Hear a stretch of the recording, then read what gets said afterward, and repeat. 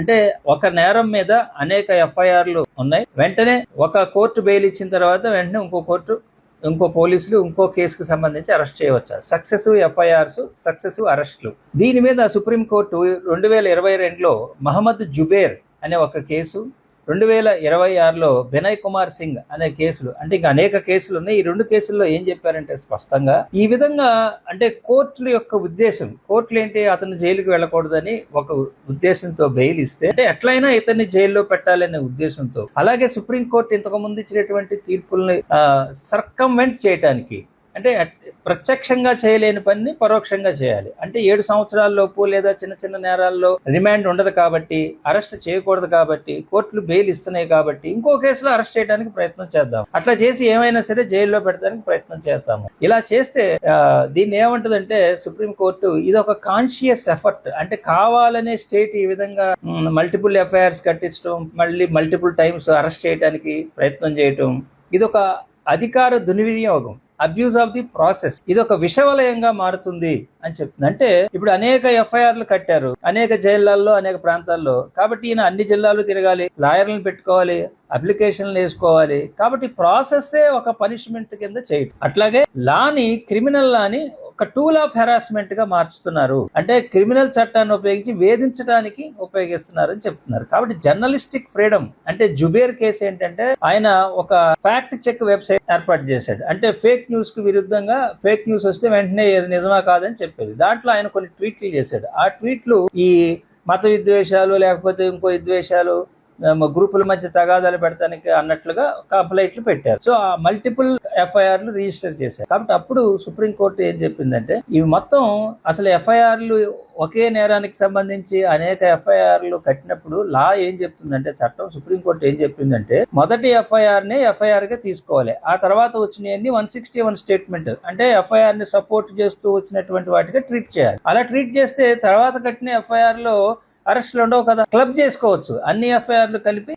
Clubbing అనే దానికి అవకాశం ఉంటుంది. కాబట్టి సుప్రీంకోర్టు ఈ విధంగా ప్రాసిక్యూషన్ లేదా స్టేట్ ఒక విషవలయాన్ని క్రియేట్ చేసి రూల్స్ ఫర్ హెరాస్మెంట్, అంటే ఇది ఒక మోసపూరితమైన ట్రిక్. అంటే ఏంటి, కోర్టులేమో జైల్లోకి వెళ్ళకూడదు, వ్యక్తిగత స్వేచ్ఛను కాపాడాలి అని చెప్పి తీర్పులు ఇస్తా ఉంటే, దాన్ని ఓడించడానికి, అంటే ప్రత్యక్షంగా చేయలేని ఒక పని పరోక్షంగా వేరే పద్ధతిలో చేయడానికి అనేక ఎఫ్ఐఆర్లు, అనేక అరెస్టులకి ప్రయత్నం చేయటం, ఇది తప్పు.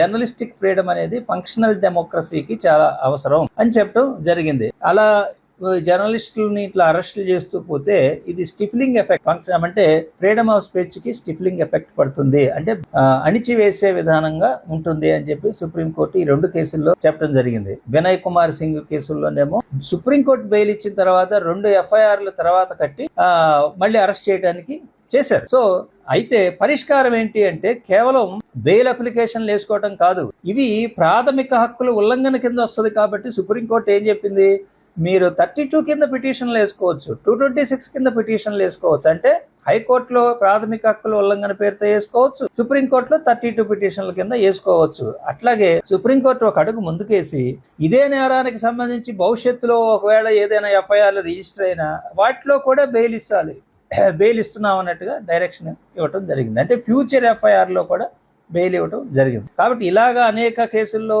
నివేదించబడుతున్న వ్యక్తికి మార్గం ఏంటంటే, బెయిల్, ప్రతి నేరానికి బెయిల్ అప్లికేషన్ వేసుకోవటం కాదు, హైకోర్టులో, సుప్రీంకోర్టులో కేసులు కూడా వేసి భవిష్యత్తులో పెట్టబోయే కేసులు, ఇప్పుడున్నటువంటి కేసులు, అంటే సుప్రీంకోర్టు ఏం చెప్పిందంటే అబ్జర్వేషన్, ఇందులో ఎప్పుడో రిజిస్టర్ అయిన కొన్ని కేసులు, డార్మెంట్ గా ఉన్న కేసులు ఇప్పుడు యాక్టివేట్ చేశారు.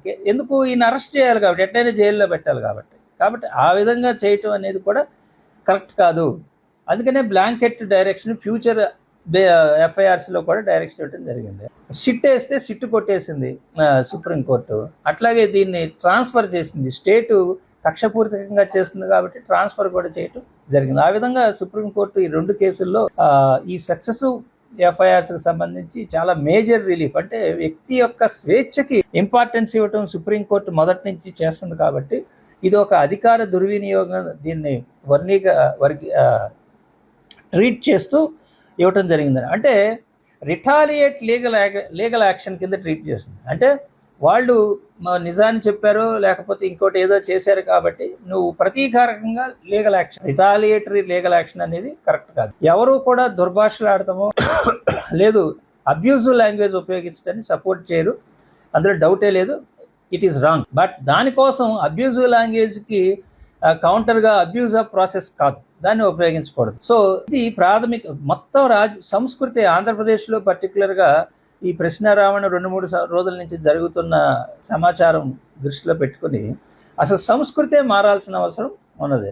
సో ప్రాథమిక విధులు, నైతిక విలువలు వీటిని గనక బాగా ప్రచారం చేసి రాజకీయ నేతలు పాటించిన రోజున ఈ దుర్భాషలాడే సంస్కృతి అనేది పోతుంది. కాబట్టి ఈ ప్రారంభం ఎప్పుడు పైనుంచే బిగిన్ కావాలి.